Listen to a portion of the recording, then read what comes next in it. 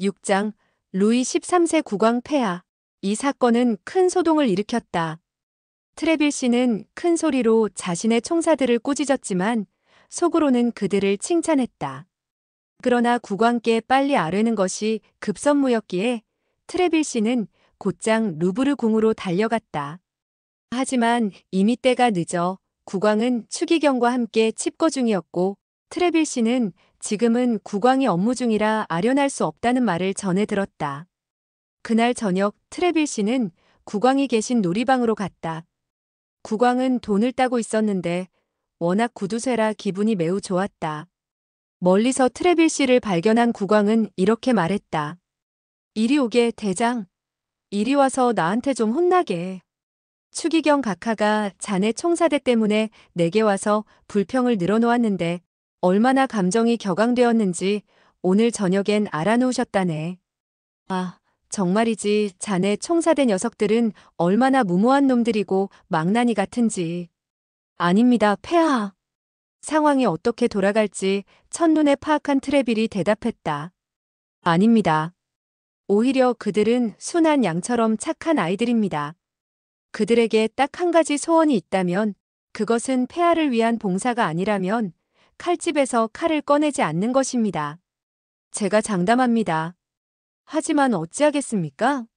추기경 각하의 친위대가 끊임없이 그들에게 싸움을 걸어오니 불쌍한 젊은이들은 부대의 명예를 위해서라도 스스로를 방어할 수밖에 없는 노릇입니다. 트레빌의 말을 들어보게. 국왕이 말했다. 이 말을 들어보라지. 종교 공동체에 대해 이야기하는 줄 알겠네. 정말이지. 나의 친애하는 대장, 자네의 임명장을 뺏어서 내가 수도원장 자리를 약속한 슈메로 아가씨에게 주고 싶군. 하지만 내가 자네 말을 곧이곧대로 듣는다고 생각하진 말게. 나는 루이 정의공 루이스 더 저스트로 알려져 있다네. 트레빌 경. 두고 보세. 곧 알게 될 테니. 아, 폐하, 저는 바로 그 정의를 믿고 있기에 폐하의 처분을 참고 또 침착하게 기다리고 있는 것입니다. 그렇다면 기다리게. 트레빌 경, 기다리라고. 국왕이 말했다.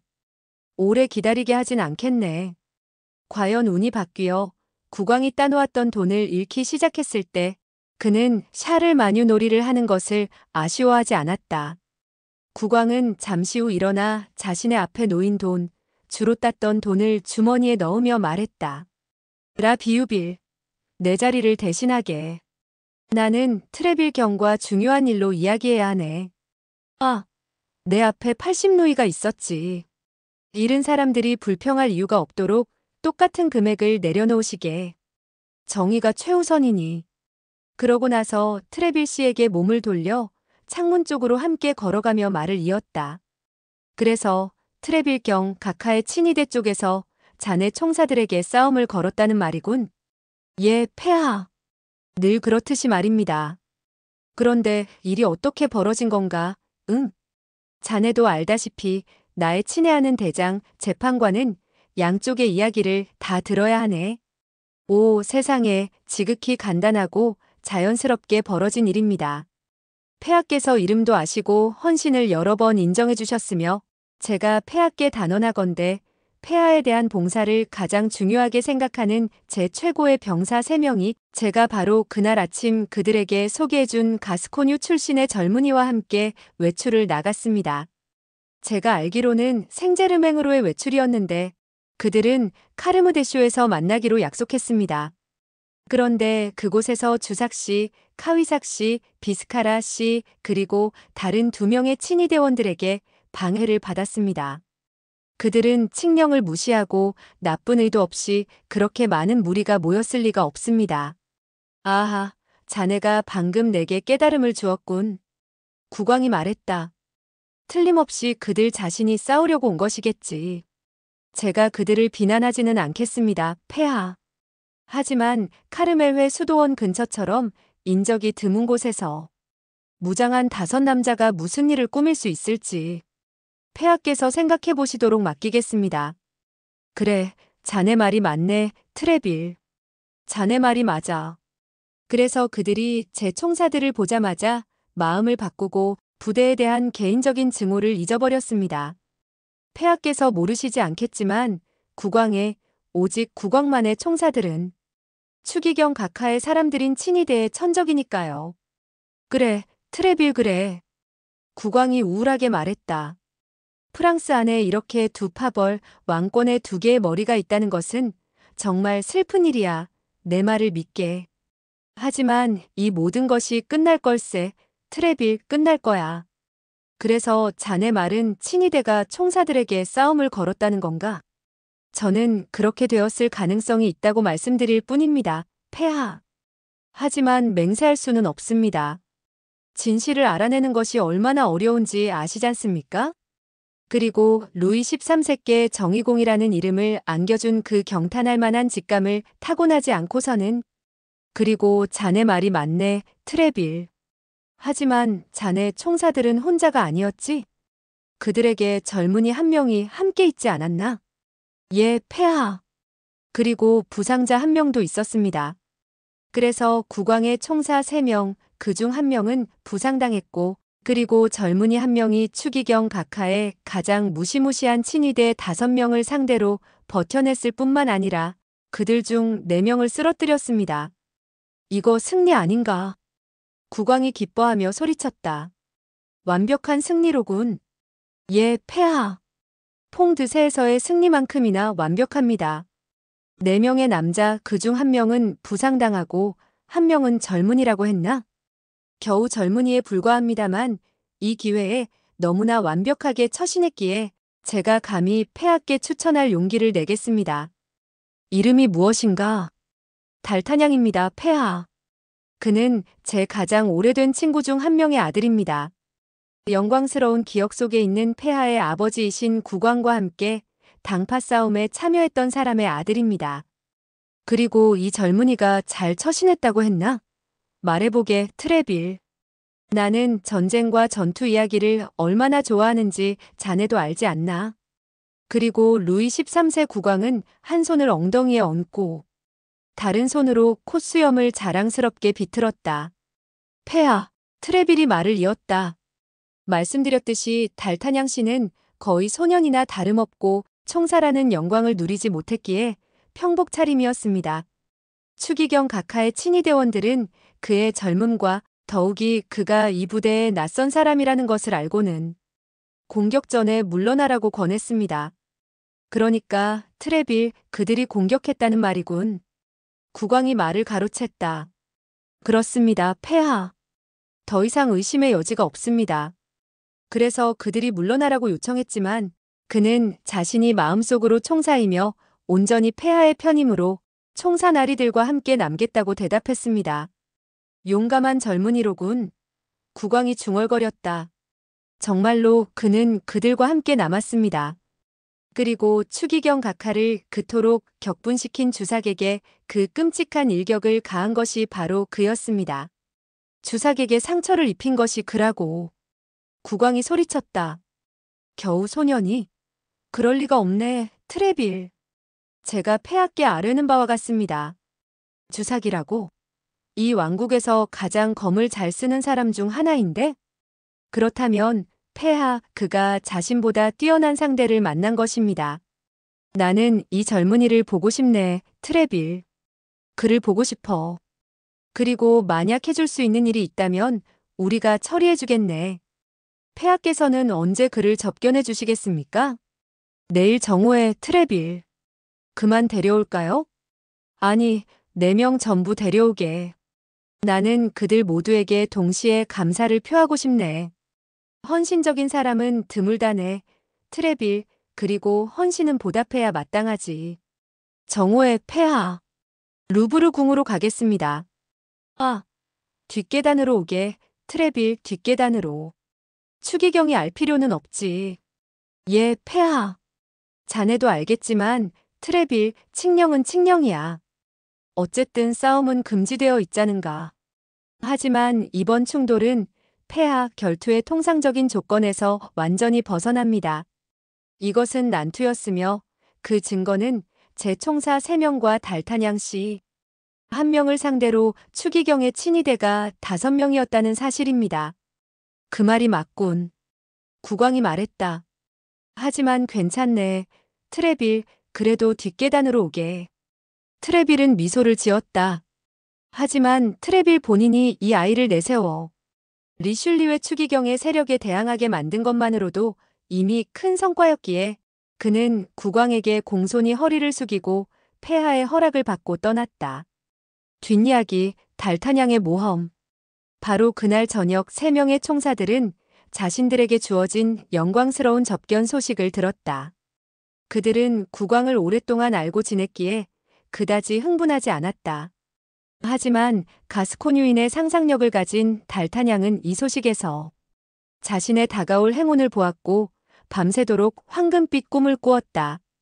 아침 8시 그는 아토스의 집으로 향했다. 달타냥은 총사가 옷을 입고 나갈 준비를 마친 것을 발견했다. 국왕과의 만남이 정오였기에 아토스는 포르토스와 아라미스와 함께 룩셈부르크 마곡간 근처의 경기장에서 테니스를 치기로 약속해 놓은 상태였다. 아토스는 달타냥에게 그들과 함께 가자고 권유했고 달타냥은 그 게임에 대해 전혀 몰랐지만 아침 9시부터 정오까지 시간을 어떻게 보내야 할지 몰랐기에 수락했다. 두 총사는 이미 도착하여 공을 치고 있었다. 모든 육체적인 운동에 매우 뛰어났던 아토스는 달타냥과 함께 반대편으로 가서 그들에게 도전했다. 하지만 왼손으로 경기를 했음에도 불구하고 그가 첫 동작을 취했을 때 그의 부상이 여전히 너무 최근의 것이어서 그런 운동을 허용할 수 없다는 것을 깨달았다. 그래서 달타냥만 홀로 남았고 그는 정식 경기를 할 만큼 자신이 서투르다고 선언했기 때문에 그들은 점수를 세지 않고 단순히 공을 주고받는 것만 계속했다. 그런데 포르토스의 헤라클레스 같은 주먹에서 쏜살같이 날아온 공 하나가 달타냥의 얼굴에 너무 가깝게 스쳐 지나갔다. 만약 스쳐 지나가지 않고 정통으로 맞았다면 그의 아련은 아마 망가졌을 것이라고 생각했다. 그가 국왕 앞에 모습을 드러내는 것은 불가능했을 테니 말이다. 이제 그의 가스코뉴인의 상상력 속에서 그의 미래 전체가 그 아련에 달려 있었기에 그는 포르토스와 아라미스에게 정중히 인사하고 자신이 제대로 경기를 할 수 있을 때까지는 다시는 경기에 참여하지 않겠다고 선언하며 밧줄 가까이 있는 갤러리 좌석으로 가서 앉았다. 달타냥에게 불행하게도 관람객 중에는 추기경 각하의 친위대원 한 명이 있었다.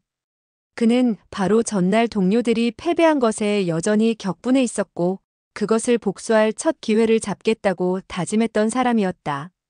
그는 지금이 바로 그 기회라고 생각했고 옆 사람에게 몸을 돌려 말했다. 저 젊은이가 공을 무서워하는 것도 당연하지. 아마도 총사 견습생일 거야. 달타냥은 마치 뱀에게 물린 것처럼 휙 돌아섰고 이 무례한 발언을 한 친위대원을 노려보았다. 빌어먹을. 그 친위대원은 거만하게 콧수염을 비틀며 말을 이었다. 나를 원하는 만큼 쳐다보시게, 꼬마나리. 나는 내가 할 말을 했을 뿐이야. 그리고 당신이 한 말이 너무 명확해서 설명이 필요 없다면 달타냥이 낮은 목소리로 대답했다. 나와 함께 가자고 부탁하겠소. 그게 언제일 것 같나? 친위대원이 같은 조롱하는 태도로 물었다. 지금 당장이라도 괜찮다면. 그리고 내가 누군지 알고 있다고 생각하나? 전혀 모르고 조금도 걱정하지 않소. 그것이 자네의 실수일세. 왜냐하면 내 이름을 안다면 자네는 이렇게 서두르지 않을 테니까. 당신의 이름은 무엇이요? 베르나주일세. 자네의 노력이 헛되지 않기를. 그럼 베르나주 씨, 달타냥이 침착하게 말했다. 문 앞에서 기다리겠소. 가시오, 나리. 내가 바로 뒤따라가겠네. 너무 서두르지 마시오. 우리가 함께 나가는 것을 보여서는 안 돼요. 우리가 하려는 일에 너무 많은 구경꾼은 방해가 된다는 것을 이해하시겠지. 알겠네. 자신의 이름이 이 젊은이에게 아무런 영향을 주지 못하는 것에 놀란 친위대원이 대답했다. 실제로 베르나주의 이름은 모든 사람에게 알려져 있었다. 아마도 달타냥을 제외하고 말이다. 그는 국왕과 추기경의 모든 칙령이 막을 수 없었던 매일의 싸움에 가장 자주 등장하는 사람들 중 한 명이었기 때문이다. 포르토스와 아라미스는 게임에 너무 열중했고 아토스는 그들을 너무 주의 깊게 보고 있었기 때문에 그들의 젊은 동료가 떠나는 것을 보지 못했다. 달타냥은 추기경 친위대원에게 말했던 대로 문 앞에서 멈춰섰다. 잠시 후 그 남자도 차례로 내려왔다. 국왕과의 아련이 정오로 정해져 있었기 때문에 달타냥은 시간을 낭비할 수 없었고 주위를 둘러보아 거리가 인적이 드물다는 것을 확인하고는 상대방에게 말했다. 맙소사, 당신 이름이 베르나주이지만 당신이 상대해야 하는 사람이 총사 견습생에 불과하다는 것은 당신에게 운이 좋은 일입니다. 하지만 걱정 마시오. 최선을 다할 테니 검을 뽑으시오. 하지만 달타냥에게 도발당한 그 남자가 말했다. 이 장소는 좀 부적절해 보이는데 생제르맹 수도원 뒤편이나 클레르크 풀밭이 더 좋겠소. 당신 말이 매우 현명하오. 달타냥이 대답했다. 불행히도 저는 정오에 약속이 있어서 시간이 별로 없소. 그럼 베르나주 씨 검을 뽑으시오. 베르나주는 그런 찬사를 2번 들을 사람이 아니었다.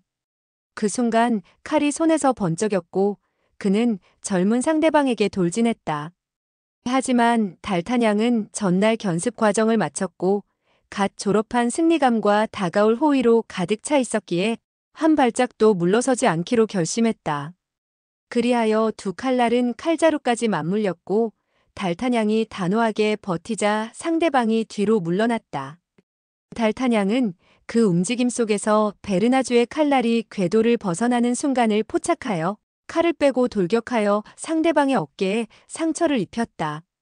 달타냥은 즉시 자신도 한 발짝 뒤로 물러서서 칼을 들었지만 베르나주는 아무것도 아니다라고 소리치며 맹목적으로 그에게 돌진했고 스스로 칼에 찔렸다. 그러나 그는 쓰러지지 않고 패배를 선언하지도 않은 채 그의 친척 중 한 명이 일하고 있는 라 트레무이 공작의 저택 쪽으로 물러났다. 달타냥은 상대방이 입은 마지막 상처의 심각성을 알지 못했기에 그를 맹렬히 추격했고 아마 3번째 일격으로 그를 끝장냈을 것이다.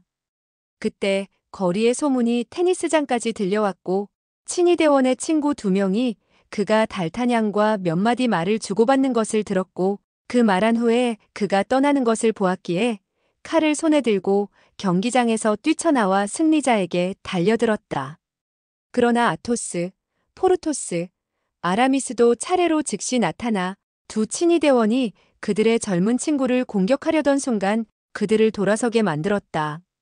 그 순간 베르나주가 쓰러졌고 친위대원들은 4대2였기 때문에 라트레무이 저택으로 라고 소리치기 시작했다. 그 외침에 저택에 있던 모든 사람들이 뛰쳐나와 내 동료에게 덤벼들었고 그들 역시 총사들을 도우라 라고 소리치기 시작했다.